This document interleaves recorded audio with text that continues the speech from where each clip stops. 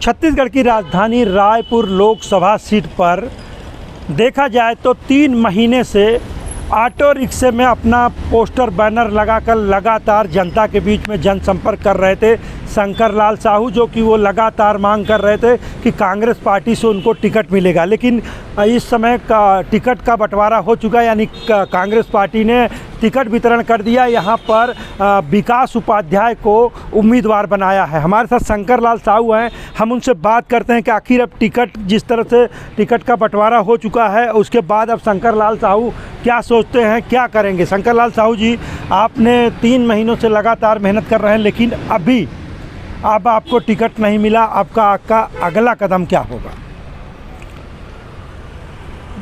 ऐसा है, मैं तो पार्टी का समर्पित कार्यकर्ता हूं और मैं पार्टी का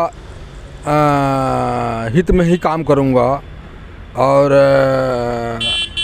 यहाँ जो है हमारे रायपुर लोकसभा क्षेत्र में जो है कहना चाहिए ओबीसी, खास करके रायपुर लोकसभा में ओबीसी समाज के अधिक से अधिक वोट हैं, मतदाता हैं।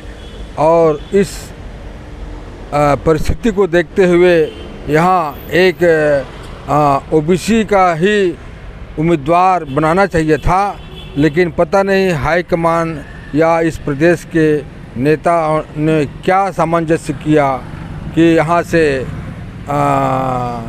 एक सामान्य वर्ग के को प्रत्याशी बनाया है।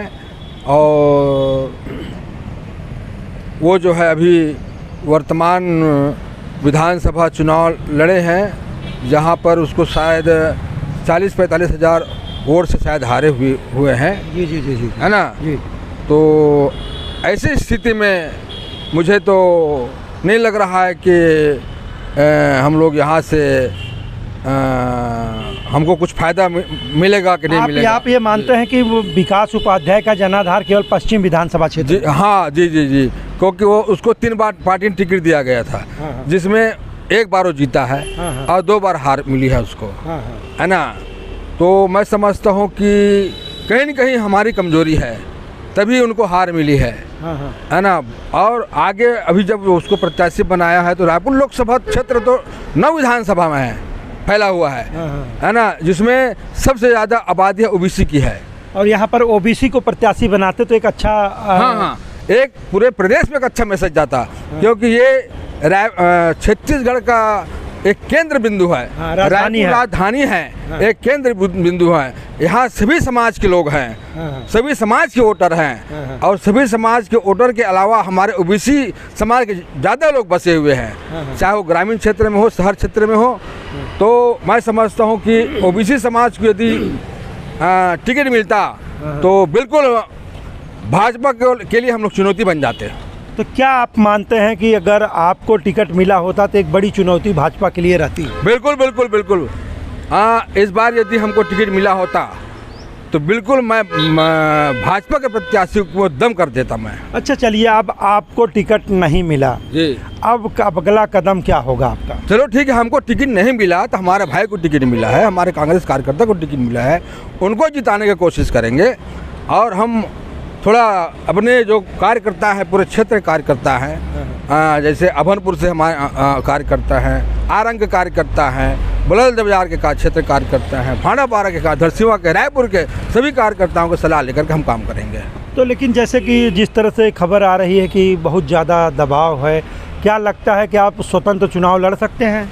देखेंगे, अब हमारे कार्यकर्ता सलाह मशवरे करेंगे। हमको दबाव सुबह शाम दोपहर हर टाइम एनी टाइम आ रहा है, मतलब सब जगह से आपके पास फोन आ रहा है जी कि चुनाव लड़िए आप? जी जी जी, लेकिन हमने आज तक कभी अपने जो पार्टी कांग्रेस पार्टी के खिलाफ हम कभी नहीं गए, ना हमारे पिताजी गए ना हम गए कभी।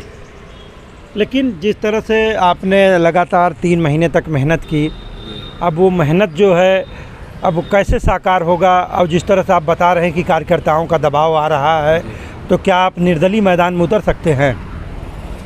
अभी तक तो मैं भी नहीं सोचा हूँ, लेकिन मैं अपने कार्यकर्ताओं की सलाह लेकर के जो भी वो लोग निर्णय देंगे मैं अगला कदम उठाऊँगा। ये बताइए, एक चीज़ मैं जानना चाहूँगा कि आपको टिकट नहीं मिला, क्या यहाँ के बड़े नेता आपको पसंद नहीं किए या क्या बात होगी, कहाँ कमी आई, क्योंकि आप लगातार जनसंपर्क साध रहे थे? देखो, प्रजातंत्र में सबको टिकट मांगने का अधिकार है, उसमें मैं भी एक उम्मीदवार रहा, लेकिन टिकट नहीं मिलने से मेरा दुर्भाग्य नहीं है, ये तो पार्टी के नेताओं का दुर्भाग्य है। निश्चित, तो ये पार्टी का दुर्भाग्य है? जी, पार्टी का दुर्भाग्य है। अच्छा जी, लेकिन जो आपका वोट बैंक है जी, वोट बैंक कैसे साधोगे? आखिर आपके लोग आपको चाह रहे हैं, आपके लोग आपको याद कर रहे हैं कि आप चुनाव लड़िए, ऐसे में उनके पास निराशा आई है, तो क्या आप निर्दलीय चुनाव लड़ेंगे? क्या ये जनता को बताएंगे कि आप निर्दलीय आ रहे हैं? अपने समर्थकों को ये बताएंगे?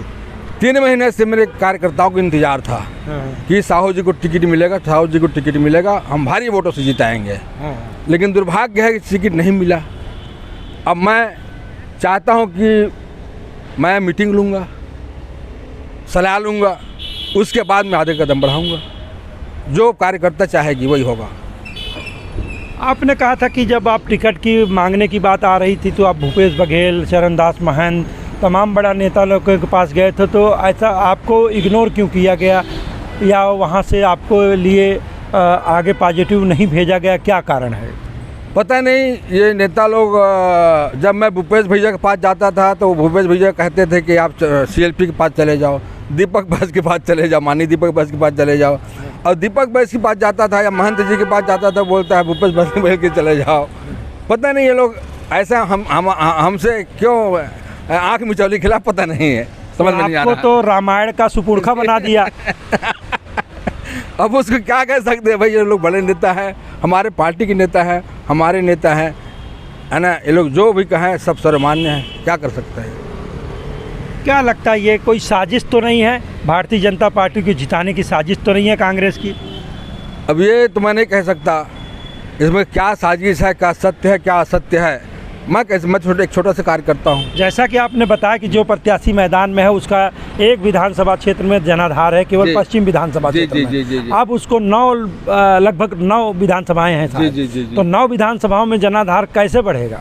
वो तो रायपुर लोकसभा की जनता ही देख रही है ना। यहाँ अभी जो प्रत्याशी तय हुआ है, नाम फाइनल हुआ है, उस प्रत्याशी के वर्चस्व को रायपुर के लोकसभा की जनता देख रही है कि कहाँ किस विधानसभा में उसका वर्चस्व है और कहाँ वर्चस्व नहीं है। आखिरी बार सवाल 24 आपसे पूछता है, क्या आप निर्दलीय चुनाव लड़ेंगे?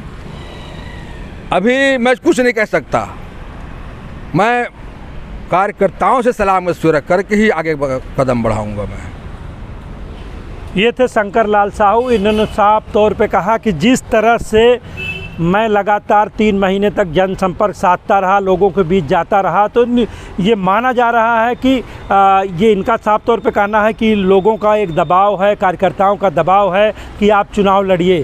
तो ये माना जा सकता है कि भविष्य में शंकर लाल साहू छत्तीसगढ़ की राजधानी रायपुर लोकसभा से निर्दलीय चुनाव लड़ सकते हैं।